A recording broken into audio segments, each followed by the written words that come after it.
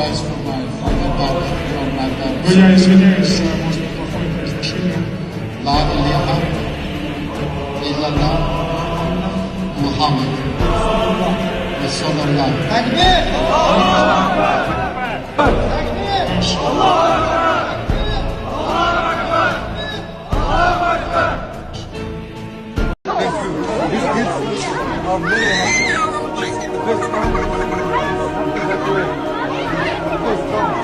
Saya akan menceritakan kisah hidup saya supaya kalian tahu kenapa saya memilih jadi mualaf.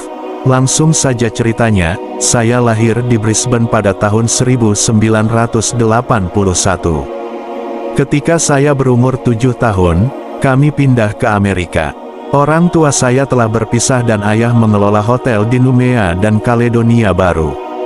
Ibu punya teman di Amerika dan kami pergi berlibur. Dia mendapatkan pekerjaan dan 1 tahun menjadi 2 tahun, dan dia akhirnya menikah lagi. Kami tinggal antara New York dan New Jersey.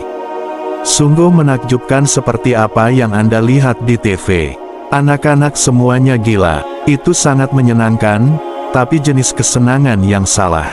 Agama adalah bagian dari hidup saya saat tumbuh dewasa. Saya ingat ibu mendorong saya untuk berdoa ketika saya masih kecil.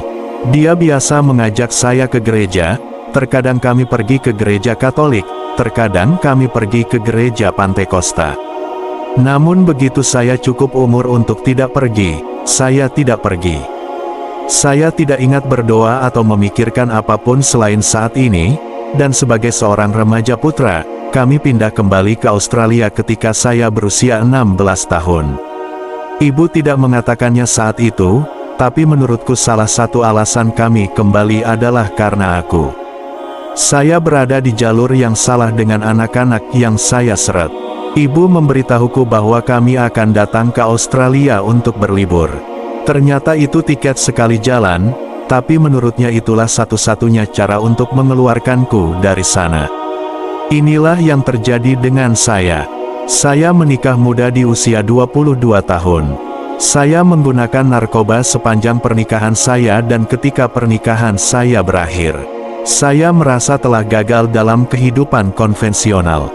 Saya tidak menanganinya dengan baik dan beralih ke narkoba dan kejahatan. Itu adalah momen yang buruk.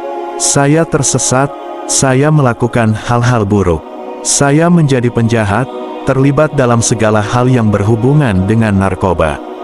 Saya tidak hidup dengan baik. Saya tidak senang dengan diri saya sendiri. Pada tahun 2007, saya dijatuhi hukuman 10 bulan penjara karena pelanggaran narkoba. Sejujurnya, itu sangat baik bagi saya saat itu. Kesehatanku sama sekali tidak baik. Saya begadang 2 atau 3 malam berturut-turut, terkadang lebih, berpesta dan tidak makan enak. Jadi ketika saya dikurung, ada baiknya untuk makan, tidur, dan menjadi sehat.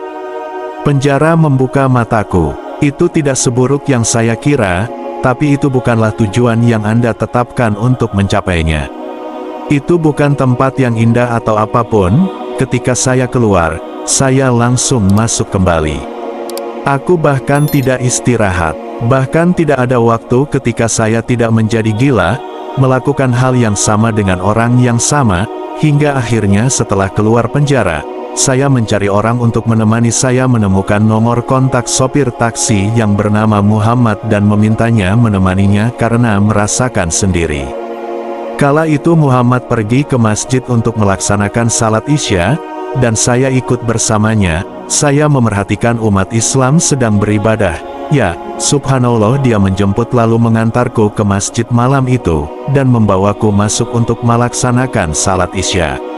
Saat melihat para saudara ini salat, aku merasa seperti pulang ke rumah untuk pertama kalinya. Saat itu kebetulan ada seorang syekh dari Irak. Kemudian ia duduk di samping saya dan menanyakan semua tentang kepercayaan tentang Tuhan. Beliau bertanya apakah aku percaya kepada Tuhan dan seterusnya. Aku menjawab, iya, aku percaya. Beliau lalu memintaku untuk mengucapkan kalimat ini, syahadat. Sejujurnya saat itu aku tak sadar bahwa aku sedang masuk Islam. Bagiku, beliau seperti menyuruhku menyanyikan sebuah lagu. Jadi aku berpikir boleh-boleh saja, hingga akhirnya aku menjadi mualaf. Setelah membacakan 2 kalimat syahadat terasa ada petir yang menyambar tubuhnya. Hati, saya tergetar dan saat itu juga, saya yakin Islam adalah agama yang benar, membawa keselamatan bagi saya dunia dan akhirat. Itulah kisah mualaf yang dialami Robby Maestracchi, seorang mantan pengedar narkoba dan pentolan geng motor. Semoga perjalanan hidup yang dialami Robby di atas memberikan kita pelajaran dan juga motivasi bahwa tidak ada kata terlambat untuk berubah. Yakinlah bahwa Allah SWT selalu menunggu hambanya untuk bertaubat dan kembali ke jalan yang lurus. Oleh karena itu, segeralah bertaubat sebelum ajal menjemput. Semoga Allah SWT mengaruniakan rahmat dan hidayahnya kepada kita semua. Wallahu a'lam.